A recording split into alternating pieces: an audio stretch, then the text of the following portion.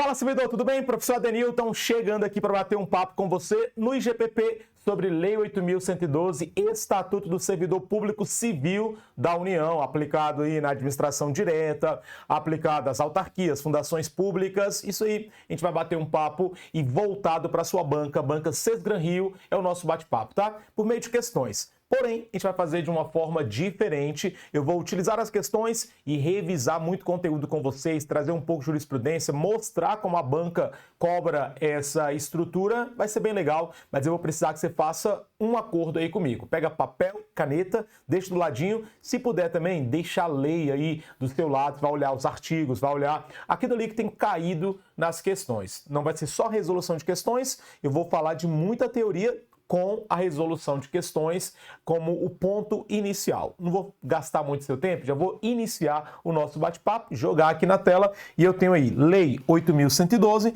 é o nosso Estatuto Jurídico dos Servidores Públicos da União. Sou o professor Adenilton Almeida e vou deixar aqui para você meu Instagram.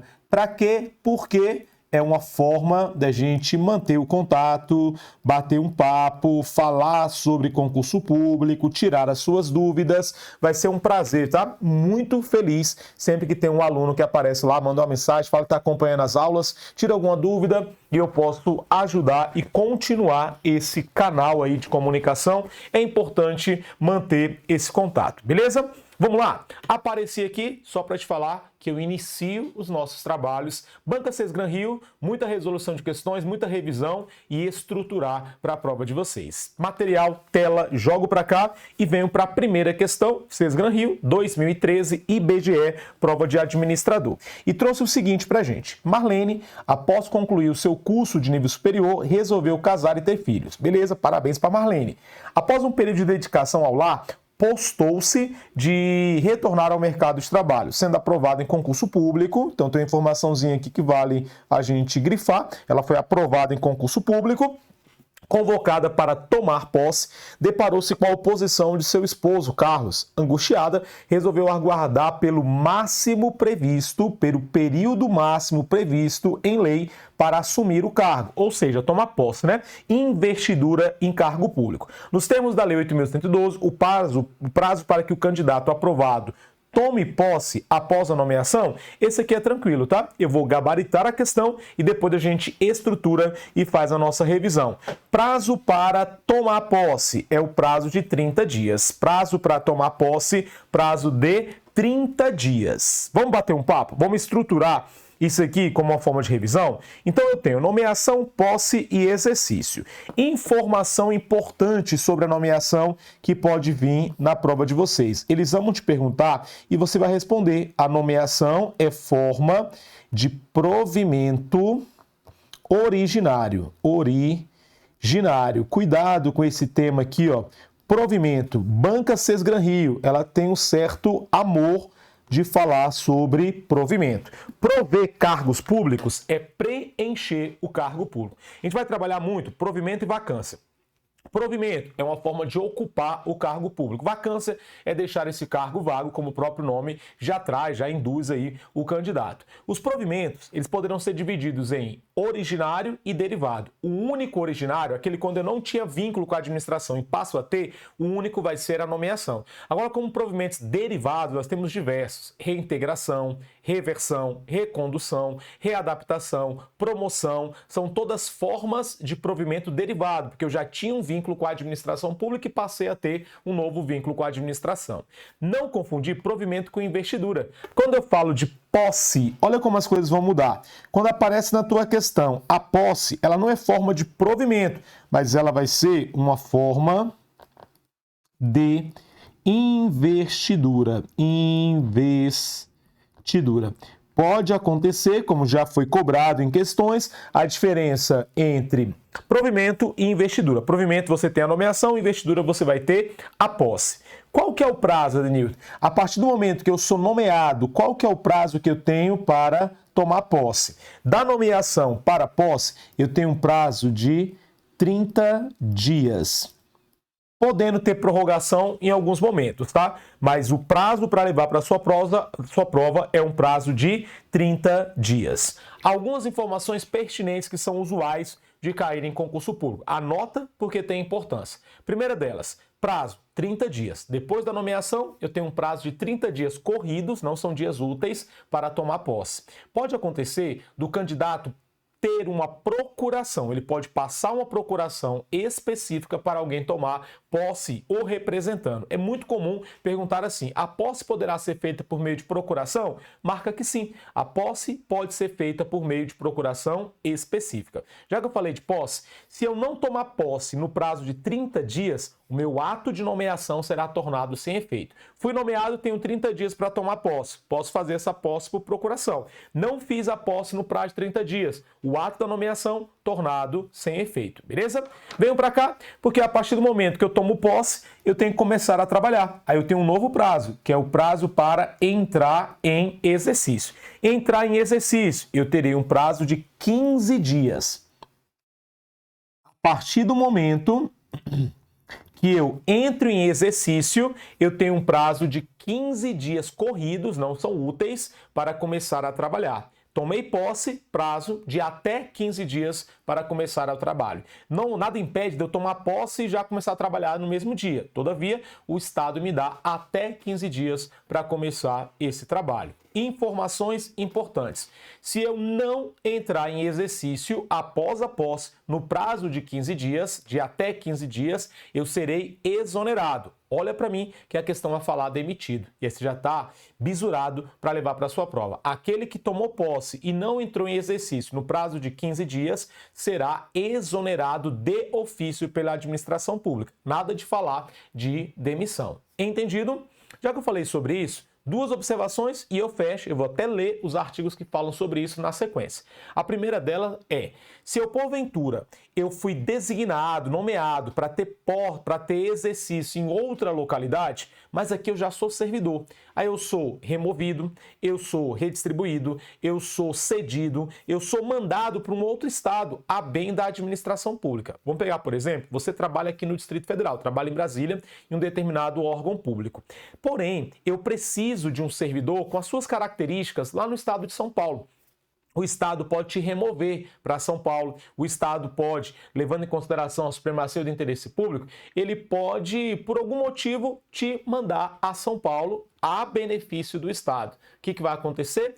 O seu exercício, ele vai ter um prazo mínimo e máximo, que é chamado de prazo de deslocamento, que é um prazo de você sair de onde você está para um outro local. Você teve mudança de município, teve mudança de local de trabalho, o Estado vai te dar no mínimo 10 dias e no máximo 30 dias. É chamado prazo de deslocamento. Nada impede de você declinar, falar, não quero esse prazo, eu já vou começar a trabalhar daqui um dia, 2, 3, enfim, eu não preciso desse prazo. Pode acontecer, é facultado ao servidor dispensar, declinar, abrir mão desse prazo, beleza? Isso está previsto na legislação.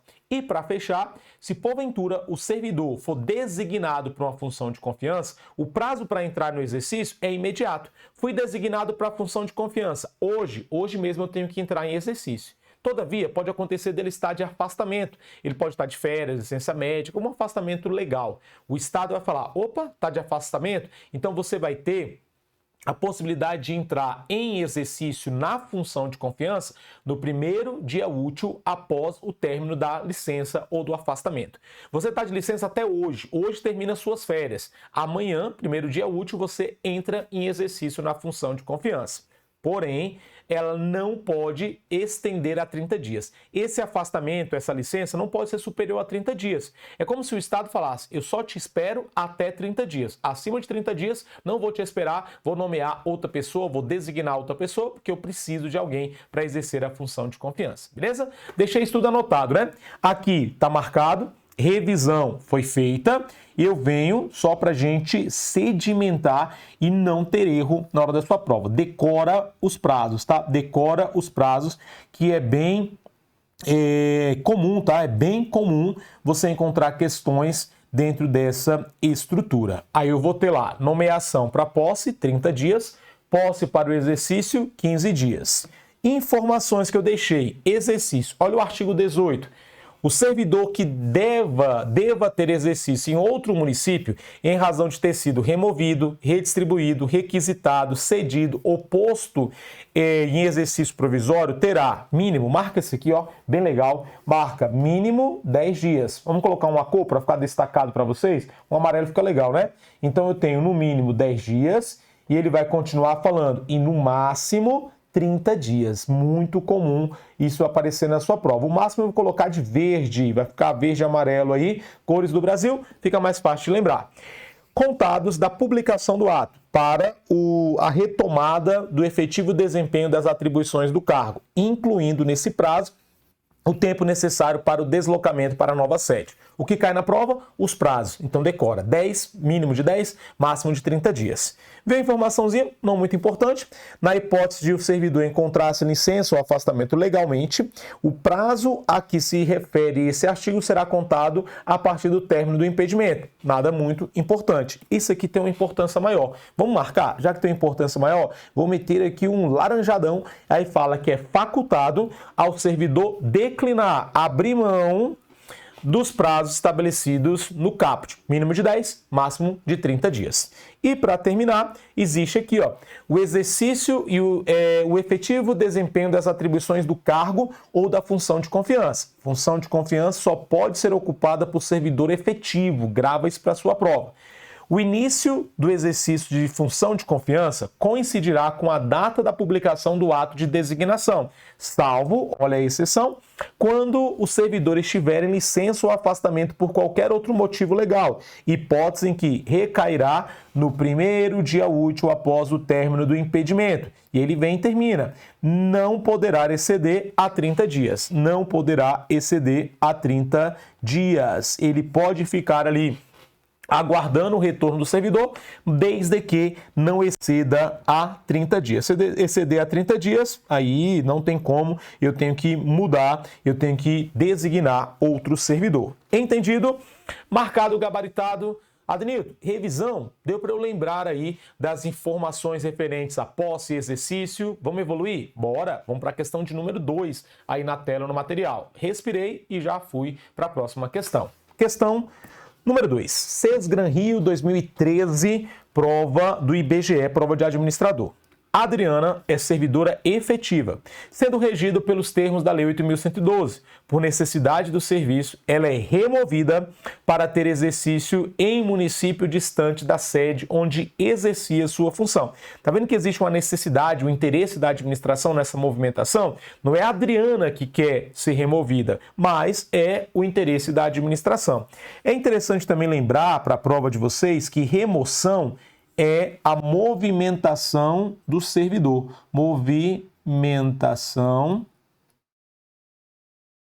do servidor. Então, quando eu falo de remoção, é a movimentação do servidor.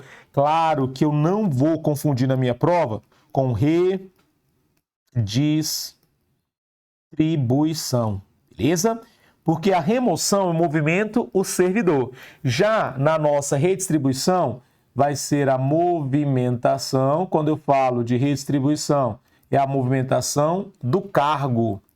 Na nossa redistribuição, é o cargo que movimenta dentro do mesmo poder. Enfim, volto para cá, só fiz essa anotação, essa marcação. Aí ele fala que nos termos da Lei 8.112, a Adriana terá um prazo para retomar o exercício do seu cargo, que compreende no mínimo 10 dias e no máximo 30, né? A gente fechou isso no último esquema, a gente marcou esse prazo de deslocamento, mínimo de 10, máximo de 30 dias, lembrando que ela pode abrir mão, né? Ela pode deixar esse prazo aí, declinar desse prazo mínimo de 10, máximo de 30 dias, poderá ser declinado, eu posso abrir mão desse prazo se o servidor assim o quiser. Fechou? Bora para a nossa questão de número 3. A 2 foi vencida. Questão 3, mais uma Sesgran Rio falando para a gente aí. A vedação de acumulação remunerada de cargos e proventos públicos, empregos e função remunerada, havendo compatibilidade de horário, se estende aos... Eu quero trazer a seguinte informação para a gente. A regra é a vedação. Regra. Regra é vedação de acumulação. E essa acumulação pode ser de cargos, pode ser de proventos, para quem já está aposentado, de empregos públicos e de função remunerada. Muita atenção sobre isso aqui. Regra, vedação de acumulação. Mas, Adenilton, podem ter situações que a lei autoriza a acumulação lista de cargos públicos. Exceção. A regra é que eu vou vedar a acumulação. E essa acumulação, ela vai ser tanto de cargos, eu não posso ter mais de um cargo público, eu não posso ter cargo com provento de aposentadoria ou emprego com um cargo público, emprego público, tá? Empregos ali na sociedade de economia mista, nas empresas públicas. Eu não posso ter função remunerada, uma função de confiança, uma função temporária com cargos públicos, mesmo que haja compatibilidade de horário. Essa é a regra. A regra é a vedação. Mas eu tenho situações que o Estado autoriza eu fazer essa acumulação. Isso eu vou falar logo na sequência. O que a questão está te perguntando é, essa vedação, ela está só no âmbito da administração pública direta? Dos órgãos ali, dos ministérios, só da administração pública direta ou estende-se para a indireta? A resposta é, estende-se para a indireta. E quando eu falo que estende para a indireta, tanto nas autarquias quanto nas fundações públicas, que são cargos públicos, mas também vai se estender para os empregos públicos nas empresas públicas e sociedades de economia mista. Tudo isso aí você vai ter essa vedação, ok? E a questão perguntou justamente isso, ó. A vedação ao acúmulo remunerado de cargos e proventos públicos, empregos e funções remuneradas, havendo compatibilidade, mesmo se eu tiver compatibilidade de horário, se estende para, questão dada, né? Sociedade de economia mista. Olha lá, letra A.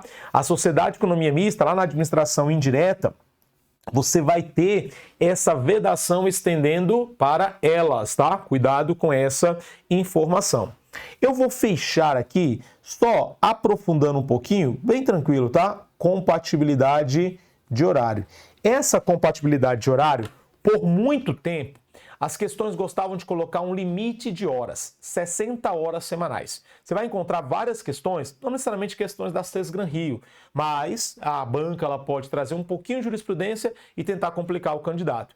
Antes era um limite de 60 horas semanais. Hoje não tem mais limite. Se você comprovar que existe compatibilidade de horário, pode trabalhar mais de 60 horas. Esse limite de 60 horas que você vai encontrar em várias questões, você tem que adequá-lo à realidade. Hoje não tem mais o limite. Se eu trabalhar mais de 60 horas, beleza. Se você comprova a compatibilidade de horário, vida que segue, você vai poder trabalhar mais de 60 horas. Cuidado com questões que coloquem limite de 60 horas. O que você tem que levar é que haverá a necessidade de comprovação de compatibilidade de horário para tornar lícita a acumulação remunerada de cargos, empregos, funções e proventos de aposentadoria. Marcado, decorado, fechado. Vamos para a tela, vamos para o material. Questão 3 vencida. Vamos para a nossa próxima. Questão 4. Já respirei e fui para a questão 4. Mas antes de ir para a questão 4, só para a gente fechar, olha o artigo 37, inciso 16, Constituição Federal. É vedada. Então aqui está a regra. A regra é que eu vou vedar a acumulação remunerada de cargos. Exceção. Aí, para ter a exceção, eu tenho que ter compatibilidade de horário. Adenilton, essa compatibilidade de horário, foi o que eu acabei de falar com vocês. Não tem mais a questão das 60 horas semanais. Hoje eu só preciso comprovar compatibilidade de horário. E tem mais um esqueminha. Ele fala que eu tenho que observar o disposto nesse inciso 16 do artigo 11, perdão, inciso 11 do mesmo artigo 37. O que esse inciso 11 do artigo 37 ele vai trazer para a gente? Ele vai falar sobre o respeito ao teto remuneratório. Que no âmbito federal vai ser o ministro do STF. Qual que é o teto, qual que é o limite remuneratório para se receber dentro do Serviço Público Federal? O subsídio pago em espécie aos ministros do STF. Então, os nossos 11 ministros do STF, eles terão ali o teto remuneratório. Ótimo. Todavia, tem que ficar com uma adequação nesse esquema. Qual que é a adequação? O teto remuneratório, hoje, ele vai ser analisado para os cargos de forma individual. Forma individual. Como assim, Edenilton? Eu tenho 2 cargos, tá? Eu tenho 2 cargos passivos de acumulação. Antes, eu pegava o cargo A, o cargo B, via quanto cada um pagava, somava. O somatório não podia passar ao que era pago ao ministro do STF. Houve um entendimento, uma mudança doutrinária e, consequência, mudança de prova, que eu vou analisar os cargos individuais. O cargo A não pode passar o que ganha o ministro do STF. O cargo B não pode passar o que ganha o ministro do STF. Se eu juntei os dois e ultrapassou o subsídio do ministro do STF, beleza, segue o jogo. Felicidade para esse cara que está ganhando mais do que o teto remuneratório, porque eu tenho um somatório de 2 cargos. Individualmente, o cargo não pode ultrapassar, mas nada impede de que o somatório dos cargos exceda ao limite pago para o ministro do STF. Marcado, decorado, grifado, e vamos seguindo, que eu quero saber quais são os cargos, empregos e funções que cabem à acumulação. São 3, são eles. 2 cargos de professor. Então eu tenho o cargo de professor mais professor. Ótimo, posso acumular. Se houver compatibilidade de horário, os 2 cargos, professor mais professor, poderão ter acumulação de cargos. Um cargo de professor mais outro técnico ou científico. Esse cargo técnico ou científico são aqueles que exijam do candidato uma qualificação específica para entrar, né, para poder tomar posse. Então, se esse cargo exige uma qualificação específica, ele é considerado cargo técnico ou científico. E por último, a letra C, 2 cargos ou empregos privativos de profissionais de saúde, com profissões regulamentadas. Se eu tenho profissionais da área da saúde, eu estou estendendo para médico, enfermeiro, qualquer profissional da área da saúde que tenha uma profissão regulamentada. Não é exclusivo para médico, como já foi em outros momentos. Hoje não tem mais essa exclusividade. Ele pode ser, tá? Ele pode ser para outros profissionais da área da saúde, e aí ficou bacana, ficou legal, marcadinho, grifado, decorado, e eu vou evoluir, porque deve ter questão aqui na frente, né? Sempre tem. Questão 4 no nosso bate-papo, tá chegando ao final essa primeira aula, vamos fazer essa questão número 4 aí. Ela falou, Sesgran Rio 2019, prova da Universidade Federal do Rio de Janeiro, que é servidor público e postulou readaptação. Vou falar bem rápido do que vem a ser readaptação. Readaptação é uma forma, olha que coisa legal, ela é forma de, ao mesmo tempo, ela é forma de provimento e vacância. Ué, professor, como é que ela vai conseguir ser provimento e vacância ao mesmo tempo? Eu vou explicar logo na sequência. Mas, por hora, entenda que ela é provimento e vacância. O que vem a ser essa readaptação? Readaptação é colocar em cargo compatível, a palavra-chave aqui, ó, é que esse cargo ele tem que ser compatível com a limitação, compatível com a limitação física ou mental que esse servidor sofreu, física ou mental que esse servidor vai sofrer. Ou seja, marca cargo compatível com essa limitação. Agora eu te explico. Vamos pegar esse servidor, ele está no cargo A, e o cargo A, ele sofreu uma limitação física ou mental que não consegue mais trabalhar no desempenho daquele cargo, mas ele ainda não está inapto ao ponto de ser aposentado. Já te dando um spoiler, se ele porventura sofreu uma limitação tão grave que ele não consegue trabalhar nem em cargo adaptável, ele não vai ser readaptado, mas sim aposentado por invalidez. Se não tem condições de desempenhar a sua atividade laborativa, eu vou aposentar esse servidor. Eu só vou readaptá-lo se ele ainda tiver uma capacidade de trabalhar em um cargo adequado. Ele era segurança, ele trabalhava lá como policial legislativo. Porém, pela limitação física ou mental que ele sofreu, ele não pode ficar na função, no cargo de policial. Então ele vai deixar o cargo de policial, vacância. Todavia, ele precisa de um cargo para ele trabalhar. Eu vou adequá-lo, eu vou readaptá-lo num cargo compatível com a sua limitação física ou mental. Talvez um cargo administrativo que tenha ali mesma escolaridade, com a questão de remuneração próxima, compatível, eu vou readaptá-lo naquele local. Quando eu faço a readaptação, torna-se forma de provimento. Entendido? Aí eu volto para cá, que eu já dei o spoiler, já matei a questão, mesmo sem terminar de ler. Porque eu sei que é servidor público e postulou readaptação por ter sofrido limitações que impediriam o exercício do cargo público originário que ocupava. Ao submeter-se à inspeção de saúde, foi diagnosticado como totalmente incapaz. Se ele é totalmente incapaz para o serviço público, é aposentado, né? Totalmente incapaz. Nesse caso, nos termos da Lei 8.112, o servidor que será aposentado.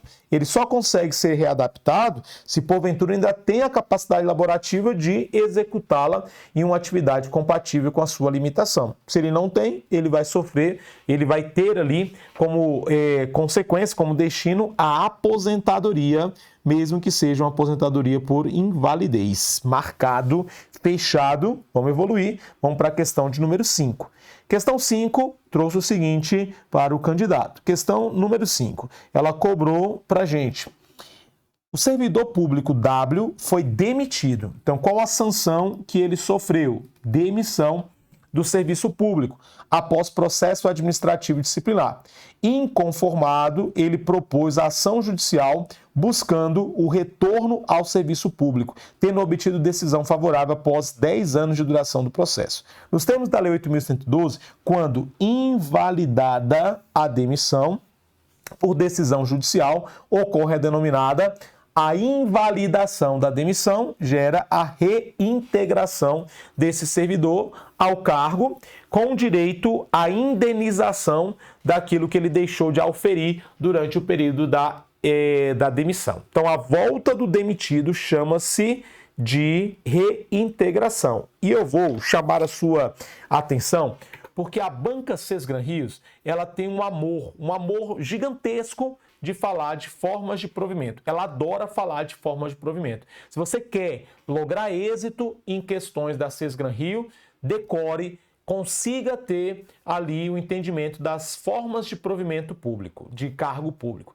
Eu vou fazer o seguinte, eu vou fechar essa questão número 5, vai ser a última da nossa aula, e na próxima aula eu trouxe um quadrinho para a gente falar rapidinho quais são as formas de provimento. Então o nosso bate-papo vou fechar essa aula aqui agora, você vai clicar no próximo vídeo e a gente vai falar sobre formas de provimento, fazer questões e garantir ponto na sua prova da Sesgran Rio. É rapidinho, tá? E sempre teve dúvida, chama no Instagram, professor Adenilton, só mandar lá no direct, vai ser um prazer te atender e a gente conseguir bater um papo, beleza? Então, fique com Deus e até daqui a pouquinho a gente volta com mais informações aí para vocês. Até mais!